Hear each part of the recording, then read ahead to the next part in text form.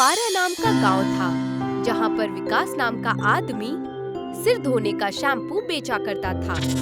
प्रकाश रीठा के चूरे को आंवला के साथ मिलाकर खुद के हाथों से शैम्पू बनाकर बेचा करता था। अरे भाई, लगता है तुम्हारा शैम्पू किसी काम का नहीं है। मेरे बाल झड़ रहे थे, इसीलिए मैंने आपसे ये शैम्पू लिया था, मगर इसे इस्तेमाल करने के बाद तो मेरे बाल और झड़ने लगे हैं। ये थोड़ा आहिस्ते काम करता है, क्योंकि ये पूरी तरीके से आयुर्वेदिक है और आयुर्वेदिक चीज आहिस्ते काम करती है, लेकिन कभी कोई नुकसान नहीं पहुंचाती है। रहने दीजिए, इससे अच्छा है मैं रमेश के पास से शहरी शैम्पू ही ले लूं। अगर ऐसा ही चलता रहा तो जल्दी मैं सड़क पर आ जाऊंगा। जैसे ये रमेश शहर का केमिकल वाला शैम्पू बेच रहा है, तब से मेरा धंधा डूबती हुई नाव की तरह डूबता चला जा रहा है। प्रकाश अपनी दुकान से रमेश की दुकान पर जाता है और उससे कहने लगता है, रमेश! क्या हुआ सुरेश? अरे नहीं, तुम प्रकाश हो ना? फिर से एक बार करते हैं। प्रकाश! तुम मेरा नाम क्यों चिल्ला रहे हो? मुझे लगा हम दोनों खेल खेल रहे हैं कि कौन सबसे जोर से एक दूसरे का नाम चिल्लाते हैं। नहीं खेल रहे क्या? अरे तुम बेवकूफ इंसान, मैं तुमसे कुछ बात करने आया था। कुछ क्यों? पूरी बात करो, मैं सुन रहा हूँ। जब से तुमने ये शहरी शैम्पू इस कस्बे में बेचना शुरू कर दिया है, तब से कोई भी मेरे हाथों का बनाया हुआ आयुर्वेदिक शैम्पू नहीं ले जा रहा है। तो फिर पैरों से बनाने की कोशिश करो, शायद कोई ले ले। वाह, हंसी नहीं आई? इतना भी बुरा चुटकुला नहीं था। अरे मजाक करना छोड़ दो, मैं बहुत गंभीर बात कर रहा हूँ और तुम चुटकुले मार रहे हो। तुम ये शहरी केमिकल शैम्पू बेचना बंद कर दो, और ये लोगों को नुकसान भी पहुंचाता है। आयुर्वेदिक शैम्पू बेचना शुरू कर दो, मैं खुद अपने हाथों से बनाकर तुम्हें दे दूंगा, वो भी आधे पैसों में। आप बेचते रहिए अपना आयुर्वेदिक शैम्पू, मैं नहीं बेचूंगा आयुर्वेदिक शैम्पू। मैं तो शहरी केमिकल के शैम्पू बेचकर बहुत मुनाफा हो रहा है। तुम जाओ और मिलाते रहो ईटा और आंवला। ये सुनकर प्रकाश वहाँ से निकल जाता है और अगली सुबह पहाड़ के नीचे आंवले के दरख्त से आंवला जमा करने लगता है। अगर ऐसा ही चलता रहा तो मुझे अपना कस्बा छोड़ना पड़ जाएगा, लेकिन मुझे शैम्पू बनाने के अलावा और कुछ नहीं आता। अरे ये सुरंग कैसी है? प्रकाश को एक सुरंग नजर आती है, जिसमें उसे कुछ चमकता हुआ सा महसूस होता है। ये क्या है? लगता है कोई सोना या चांदी है। एक काम करता हूँ, जाकर देखता हूँ। प्रकाश सुरंग में जाता है और वो चमकती हुई चीज के पास पहुँचता है। उसे दिखाई देता है कि वो एक आंवले का पौधा है। ये तो बड़ा ही अनोखा आंवले का दरख्त लगता है। इसे मैं अपने घर लेकर जाता हूँ और इसे मैं आयुर्वेदिक शैम्पू में डालकर देखता हूँ। प्रकाश उस आंवले के पौधे को उखाड़कर घर ले आता है और उसमें से थोड़े आंवले निकालकर अपने रीठा के चूरे के साथ मिलाकर एक नया शैम्पू बनाता है, जिसमें अलग ही चमक होती है। वो उस शैम्पू को अपनी दुकान में बेचना शुरू करता है। अरे प्रकाश, ये कौन सा शैम्पू है जो इतनी दूर से ही चमकता हुआ नजर आ रहा है? ये एक अनोखा शैम्पू है। इससे जो भी सर के बालों के दिक्कतें हैं, ये शैम्पू इसे एक बार में ही सुलझा देता है। क्या सच में? अगर मैं इसे खरीदूंगी तो मेरे बाल में जो जुएं हैं वो सारे निकल जाएंगे। हाँ हाँ, क्यों नहीं, बिल्कुल निकल जाएंगी। आप लेकर तो देखिए एक बार। तो लाओ, एक थैली में ये शैम्पू दे दो। प्रकाश उस औरत को शैम्पू थैली में भरकर दे देता है और वो औरत शैम्पू ले जाकर अपने सिर में लगा देती है। मैंने जोश जोश में कह तो दिया कि ये शैम्पू जूहे निकालता है, लेकिन मुझे तो हकीकत में ये नहीं पता कि ये शैम्पू करता क्या है।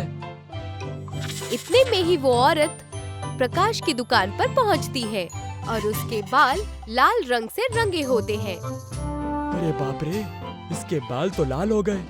आज तो मेरी खैर नहीं। प्रकाश, मुझे माफ कर दो। तुम्हारा बहुत बहुत शुक्रिया। ये शैम्पू तो बड़ा ही कमाल का है। मैंने इसको सिर पर लगाया तो इसने मेरे सिर के सारे जुएं मार दिए। और तो और मैंने सोचा कि अगर मेरे बाल लाल होते तो मैं कितनी खूबसूरत लगती, और मेरे बाल अचानक से लाल हो गए। ये तो बिल्कुल जादुई शैम्पू है। अच्छा, सच में ये शैम्पू जादुई है? क्यों, तुम्हें नहीं मालूम था क्या? नहीं नहीं, मैंने ही बनाया है। मुझे कैसे पता नहीं होगा? अच्छा बताओ, मैं कैसी लग रही हूँ इन बालों में? आप बहुत ही खूबसूरत लग रही हैं। आपको दूसरी औरत को इस तरीके से देखने में शर्म नहीं आई? मगर आपने ही तो। अच्छा छोड़ो, मुझे और शैम्पू दे दो। मुझे अपने पति के बाल भी लाल रंग से रंगना है। प्रकाश उस औरत को शैम्पू थैले में भरकर दे देता है और घर जाकर उस आंवले के पौधे को अपने बगीचे में गाड़ देता है और कुछ आंवलों से शैम्पू बनाना शुरू करता है।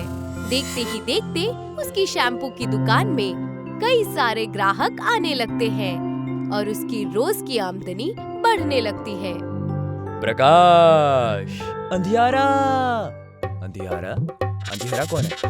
मुझे लगा हम दोनों विलोम शब्द का खेल खेल रहे हैं ना। नहीं, मैं तो तुमसे कुछ बात करने आया था। हाँ, फरमाइए। मैं तो सुनने के लिए तो यहाँ पर खड़ा हूँ। मुझे भी वो शैम्पू चाहिए था क्योंकि तुम टकले हो, इसीलिए ना। लेकिन बिल्कुल फिक्र मत करो, मैंने खास तुम्हारे लिए अलग से शैम्पू को निकाल कर रखा है। अच्छा, सच में? लेकिन इसका तुम्हें 2 गुनी कीमत देनी होगी, क्योंकि तुम उस केमिकल वाले शैम्पू को बेच रहे थे तब तक मुझे बहुत नुकसान झेलना पड़ रहा था। याद तो होगा ही।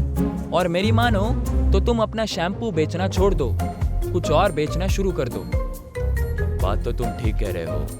मैं भी यही सोच रहा था कि मैं शैम्पू बेचना छोड़ दूं और शहरी साबुन बेचना शुरू कर दूं।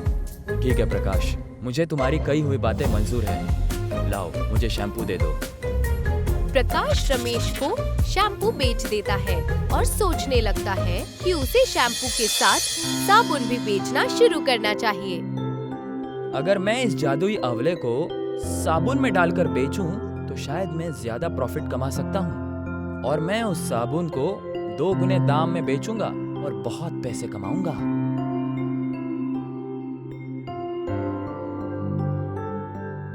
प्रकाश, मैं देख रहा हूँ कि इस कस्बे में सभी लोगों के बाल रंग बिरंगे हो रहे हैं, मगर उनका क्या जो पगड़ी पहनते हैं।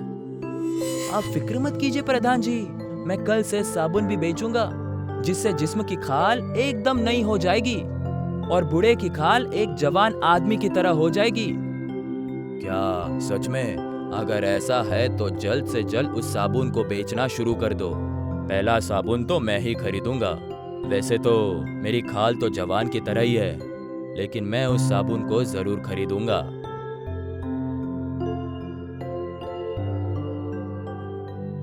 आज ही सारे आंवले से साबुन बना लूंगा और पूरे कस्बे में बेच दूंगा, और इन्हें बेचकर मैं इतने पैसे कमा लूंगा कि सारी जिंदगी घर बैठकर खाऊंगा। प्रकाश सारे आंवलों से साबुन बना लेता है और अगले दिन गांव में बेचना शुरू कर देता है। और वो औरत वहाँ फिर से आती है। अरे ये क्या प्रकाश, तुमने साबुन भी बेचना शुरू कर दिया? ये साबुन भी जादुई है क्या? हाँ, साबुन भी जादुई है। ये खाल को इतना बेहतरीन बना देता है मानो जैसे किसी बच्ची की खाल हो। लाओ फिर, साबुन मुझे दे दो, चाहे कितना भी महंगा हो, मैं इसे खरीद लूंगी। गांव के सारे लोग प्रकाश से साबुन खरीद लेते हैं। एक दिन के अंदर ही उसका बनाया हुआ सारा साबुन खत्म हो जाता है। अगली सुबह होती है और प्रधान प्रकाश की दुकान पर आता है। अरे, ये प्रधान मेरे पास क्यों चले आ रहे हैं? और उनके जिस्म पर इतने बाल कैसे? प्रकाश, मैं तुम्हें छोड़ूंगा नहीं। जो साबुन तुमने मुझे नहाने के लिए दिया था, उससे मेरे जिस्म पर बाल उगे हैं। मुझे नहीं पता, मुझे मेरे पैसे वापस करो।